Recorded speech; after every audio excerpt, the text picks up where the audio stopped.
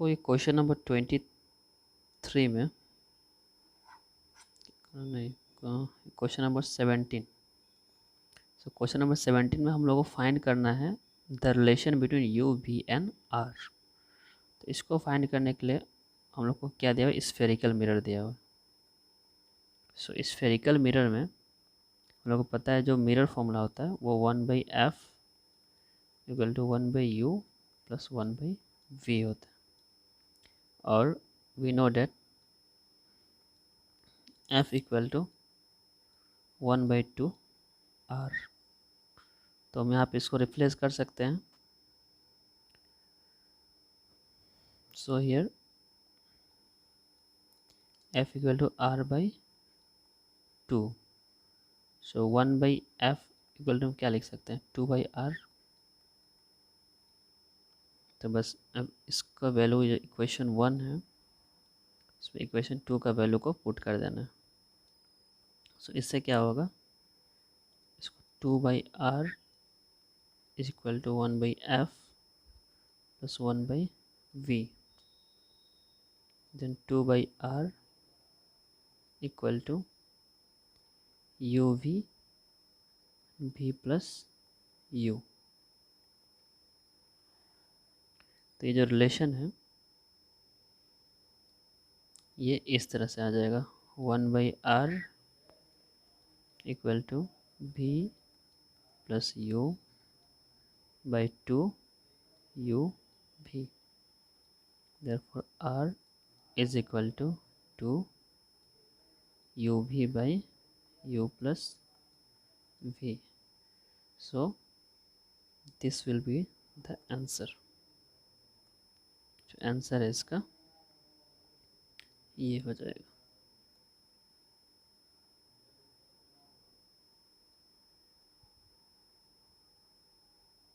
ये जो है ये आंसर।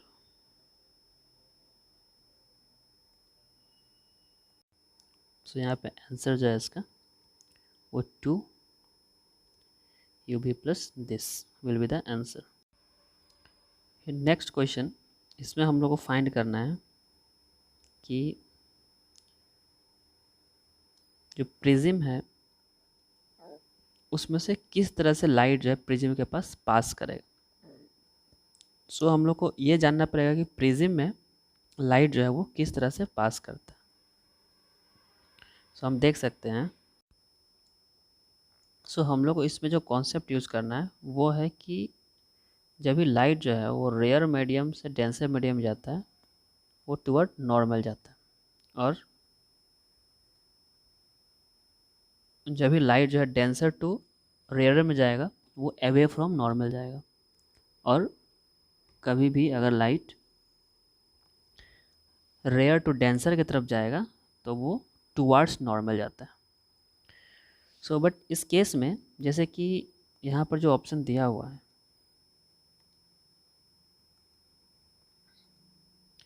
तो यहाँ पर हम लोग को 4 जो ऑप्शन दिया हुआ है, तो इसमें जो फर्स्ट ऑप्शन में यहाँ पर ये जो लाइट है ये यहाँ से ट्रैवल तो कर रहा है और ये टुवर्ड नॉर्मल जाके फिर इधर जा रहा है। सो ये केस जो है वो नहीं हो सकता, क्योंकि यहाँ पर भी क्या होना चाहिए कि ये डेंसर है, डेंसर से रेयर की तरफ जा रहा है। सो डेंसर टू रेयर जाने से इसको अवे द नॉर्मल होना चाहिए। सेम केस अब इसमें है कि ये केस जो है ये 90 डिग्री पे जा रहा है। यहाँ पे अगर जैसे कि इस क्वेश्चन में एंगल नहीं दिया हुआ है ना, तो एंगल नहीं दिया हुआ तो एक्चुअली सभी लाइन जो है वो परपेंडिकुलर। सो परपेंडिकुलर में क्या होता है कि जब भी प्रिज्म जो है परपेंडिकुलर इंसिडेंट करता है तो वो टोटल इंटरनल रिफ्लेक्शन का केस होता है, टोटल इंटरनल रिफ्लेक्शन का वो केस होता है। सो इसलिए इसमें बस यही प्रिज्म जो है वो टोटल इंटरनल रिफ्लेक्शन शो कर रहा है। अदरवाइज अगर ये एंगल 90 डिग्री नहीं होता तो इसका आंसर ये भी हो सकता, क्योंकि ये भी क्या कर रहा है, रेयर से डेंसर की तरफ जा रहा है और फिर से जब ये डेंसर टू रेयर से निकलता है तो ये एवे द नॉर्मल जो है ये लाइन को पास कर ना। जैसे कि हम लोग को पता है कि अगर मान लो कि कोई प्रिज्म है, और सॉरी कोई अगर रेक्टेंगुलर स्लैब है,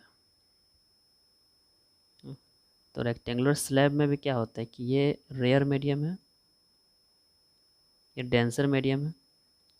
सो कभी भी लाइट जब इंसिडेंट करता है रेयर टू डेंसर, ये नॉर्मल है, तो ये लाइट जो है टूवर्ड नॉर्मल की तरफ जाएगा ऐसे, और यहाँ से जब भी ये जब डेंसर से फिर रेयर में जाएगा तो ये अवे द नॉर्मल जाएगा ऐसे।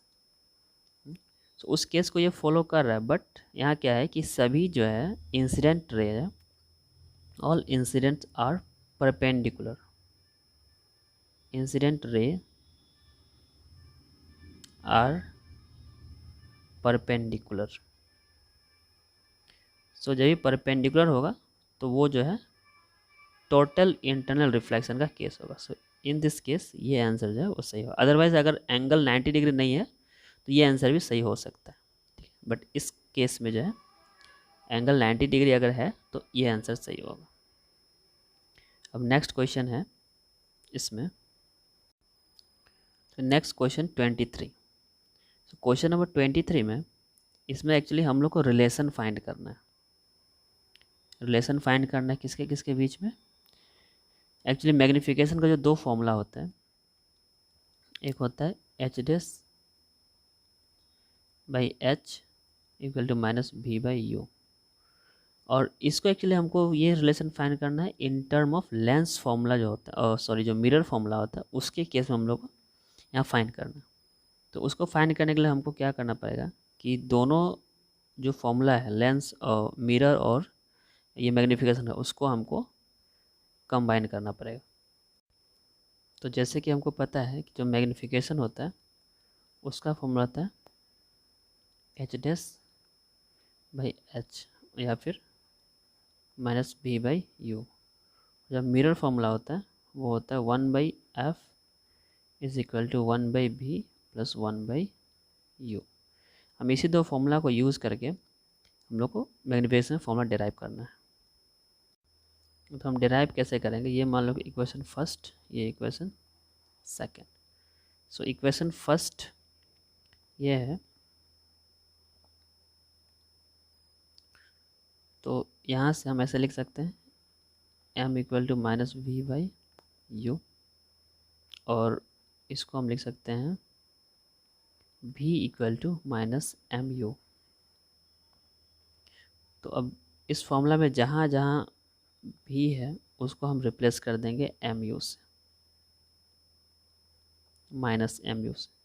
तो ये जो टर्म है ये हमको ऐसे मिलेगा 1/mu plus 1/u plus 1/f। तो यहाँ से ये टर्म जो है ये इधर जा सकता है 1/, so minus 1/mu is equal to minus f minus 1/u। नहीं तो या फिर हम इसको ऐसे भी कर सकते हैं कि इस पोर्शन को हम यहाँ से, यहाँ पर u जो है कॉमन है दोनों में, सो ऐसा लिखा जा सकता। सो यहाँ से हम लोग 1/u कॉमन ले सकते हैं,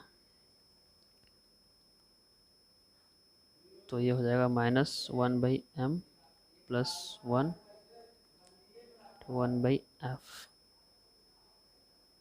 और इसको ऐसे लिख सकते हैं हम लोग u/f, और 1 जो है राइट साइड में जाएगा, and minus 1/m is equal to u minus f/f,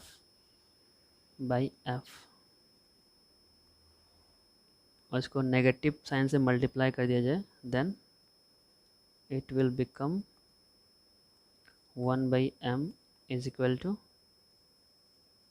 f minus u/f, and m equal to f by, So this is the answer for magnification in term of focal length and object distance.